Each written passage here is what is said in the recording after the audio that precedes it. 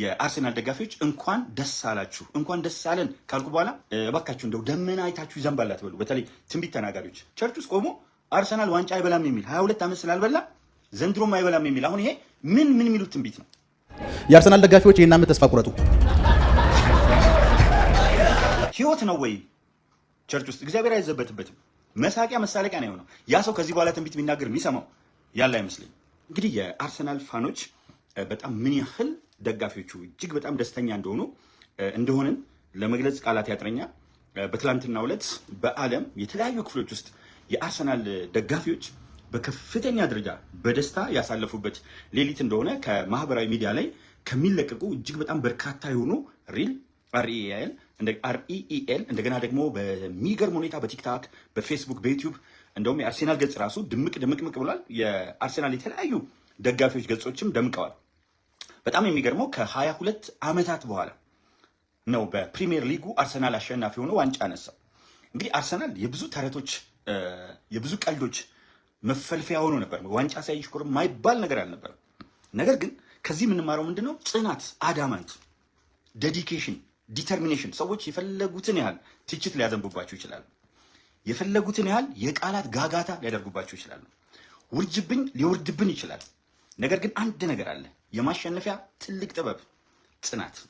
ዓላማን እየተመለከቱ ወደፊት ለፊት መመልከት፣ ያለፉትን ነገሮች ሳይሆን ከፊት ለፊት ያለውን ድል ማየት። ያ ድል እሱን እያሰብን የምንሰራ ከሆነ ውድድሩን ከኛ እናርቀዋለን። አንደኛ አርሰናሎች ማሸነፍ አንድ ቀን እንደሚኖር ያውቃሉ።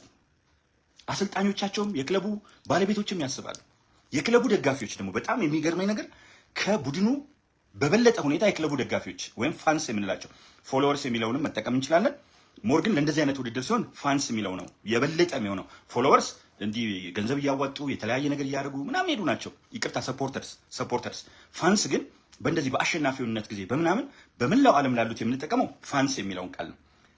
ሰፖርተርስ የሚለውንም መጠቀም ይቻላል። ኦልተርኔቲቭሊ ግን በዋናነት ፋንስ የአርሴናል ፋኖች ናቸው እና ሁልጊዜ ከክለቡ ጋር ናቸው። አርሴናል ውስጥ የነበረ ተጫዋች ወደ ሌላ ክለብ፣ ወደ ማንቸስተር ሲቲ፣ ወደ ማንቸስተር ዩናይትድ፣ ወደ ቦርትማውዝ፣ ወደ ተለያዩ ቦታዎች ሊሄድ ይችላል። ወደ ሊቨርፑል ምናምን፣ ወይም ደግሞ ጭራሽ ሆኖ ሄዶ ፕሪሚየር ሊጋ ስፔን ውስጥ ምናምን ነገር ሊጫወት ይችላል። ቡንደስ ሊጋ ውስጥም ሊገባ ይችላል። እዚህ ጋር ግን ደጋፊዎቹ በጽናት 22ቱን ዓመት የደገፉ እንዳሉ እርግጠኛ ነኝ። እያንዳንዱ ድል ከእያንዳንዱ ፍጻሜ በስተጀርባ እኛ የምንወስደው ትምህርት ምንድን ነው? በህይወት ውስጥ መውጣትና መውረድ አለ። ለምሳሌ በኢትዮጵያ ታሪክ ውስጥ ማህሌታ ያሬድ ወይም ቅዱስ ያሬድ ተብሎ የሚታወቀው መምህሩ በቃ ትምህርት ስለማይሆንልን ከሌሎቹ ጋር አብረን መሄድ ስለማትችል ተወውና ቁጭ በል ብሎት ነበር። ነገር ግን ማህሌታ ያሬድ ዛፍ ስር ቁጭ ብሎ ሲመለከት ከህይወትም ከተፈጥሮም እንማራለን።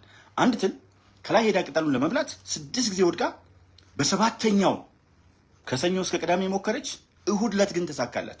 ወይም ከእሁድ እስከ አርብ ሞከረች፣ ቅዳሜ ግን ተሳካላት። ይህን ሲመለከት ተመልሶ ገባ።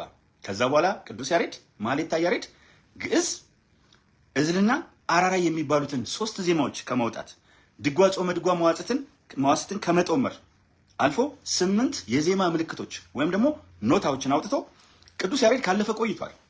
አንዳንድ ሰዎች ዛሬ በቁም ሆነን መኖራችን ተረስቷል። ነገር ግን ቅዱስ ያሬድ ዘመናትን ተሻግሮ ከ6ኛው ክፍለ ዘመን የጀመረ እስከ ዛሬ ድረስ መጥቷል። በኢትዮጵያ ውስጥ ራሱ ያሬድ የሙዚቃ ትምህርት ቤት ተብሎ ተቀምጧል።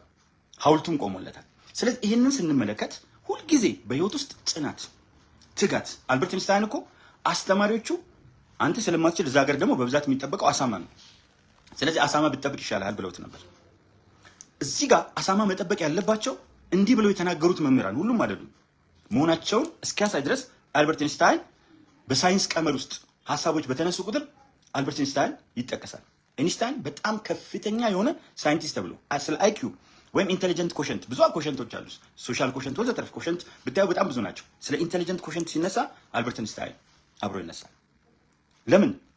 እችላለሁ ማድረግ እችላለሁ ብሎ ስላሰበ።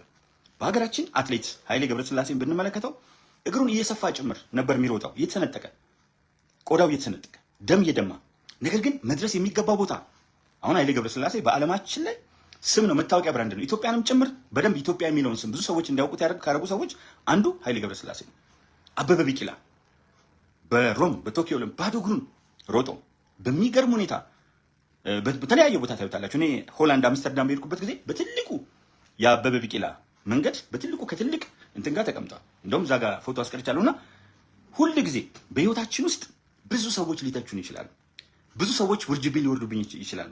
እውነታችን ላይታወቅ ይችላል። እኛ ግን ነጋገር ለምሳሌ መሬት ሞላላ ናት ያለው ሰው አጋንንት ሰፍሮበታል ብለው ገለውታል ቀጥቅጠው።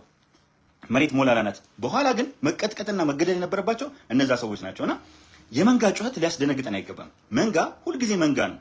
እንደ በግ ከፊት አንዱ ከበረ ሁሉም ተከትሎ ነው የሚበረው።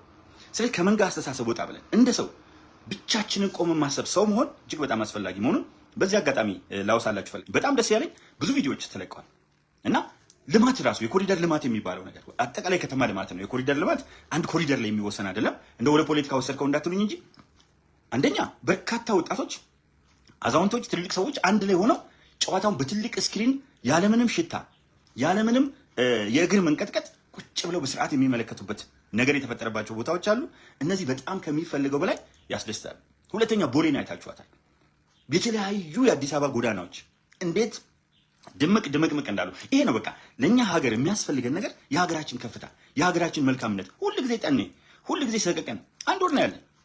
ሁልጊዜ ስለ ችግር ማውራት፣ ሁልጊዜ ችግር መተንተን አይጠቅምም። በቃ የተሰሩ መልካም ስራዎችን በጋራ አፕሪሺየት አድርገን ስህተቶች በሚፈጠሩበት ጊዜ ደግሞ በጋራ እናወግዛቸዋለን። አሁን እኔ በውስጥ ብዙ ሰዎች ትልኩልኛላችሁ። ታዬ ቦጋለ ይሄ እኮ እዚህ ቦታ ተፈጠረ፣ ለምንድን ነው የማትዘግበው? እዚህ ቦታ የሆነ ለምን ድምፅ አትሆነንም? እስቲ እኔ ጋር ይሄንን ከምትልኩ ይሄውና የኮሪደር ልማቱ ይመጣ ለምን ድምፅ አትሆኑም በሏቸው። ብዙ የሚተነትኑ አሉ አይደል? አገር ውስጥም ቁጭ ብለው ዩጋንዳ፣ አሜሪካ፣ አውሮፓ ምናምን ነው የሚተነትኑ። ይሄውላችሁ ኢትዮጵያ እኮ ዘንድሮ በአይኤምኤፍ በኢኮኖሚ እድገት 9.2% አንደኛ ተባለች፣ ተንትኑት። በግሪን ሌጋሲ አንደኛ ተባለች፣ ተንትኑት። በስንዴ ልማት ከአፍሪካ አንደኛ ተባለች፣ ተንትኑት። በዲፕሎማሲ ሰፊ የሆኑ ለውጦች መጡ፣ ተንትኑት። ስለ ሀገራችሁ መልካም አውሩ፣ መልካም ተመልከቱ አትሉ። እኔ ጋር ተረባረባላችሁ። ታዬ ምን ነካ? ብልጽግና የመላእክት ስብስብ አይደለም። ፔሬድ የመላእክት ስብስብ አይደለም። ብዙ ጥንካሬዎች አሉት። በብዙ ጥንካሬዎች ውስጥ በብዙ ሩጫዎች ውስጥ ስህተት ይፈጠራል። እኔ ዛሬ ለምሳሌ ስናገር በዚህ ንግግር ስህተት ሊፈጠር ይችላል። ለምን ተናግሬያለሁ? ያልተናገረ ግን አይሳሳትም። እነዚህ ሰዎች አቃቂር ማውጣት ላይ እንኳን አቅቷቸው ይሳሳታሉ። አቃቂር መዋሸት አቅቷቸው። ድል ለአርሴናል። ኢትዮጵያን ወዳችኋለሁ። ሀገራችን ኢትዮጵያ በእርግጠኝነት የማንሰራራት ዘመኗን አልፋ የተምሳሌትነት ጉዞ ውስጥ ሄዳለች። ማንሰራራት ነበር፣ መነሳሳት ነበር። አሁን የተምሳሌትነት ጉዞዋን እያደመቀች ነው። ስለዚህ አብረን ሆነን እጅ ለእጅ ተያይዘን የሀገራችን ኢትዮጵያ ልጆች በፍጹም እንዳትሸወዱ። ግብጽ ለኢትዮጵያ መልካም አታስብም። ሱዳን ካለው ሁኔታ ህዝቡ አይደለም መንግስቱ ከኋላ የሚገፉት ኃይሎች ስላሉ መልካም አያስብም። ሻዕቢያ መልካም ለኢትዮጵያ አስበው አያውቅም። ህወሓት ለኢትዮጵያ መልካም አስበው አያውቅም። ስለዚህ ምንድን ነው የሚፈጠረው? ምን አይነት ሲናሪዎች አሉ?